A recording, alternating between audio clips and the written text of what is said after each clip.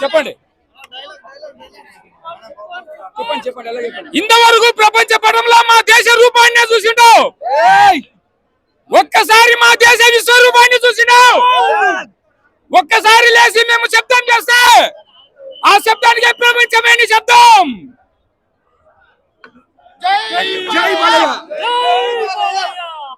కొండల్లో తండలు పట్టుకొని తిని ప్రతిగా మీరెక్కడ?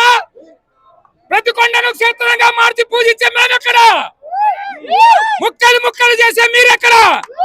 ఆ ముక్కలను దైవంతో మేము ఎంత అభివృద్ధి చేస్తూ ఉంటే మీలాంటి నీచులందరూ ఆ దేశం మీద పడి చాలా అల్లరిగా చేస్తున్నారు. కాబట్టి దైవం రూపులో వచ్చిన మా బాలయ్యకే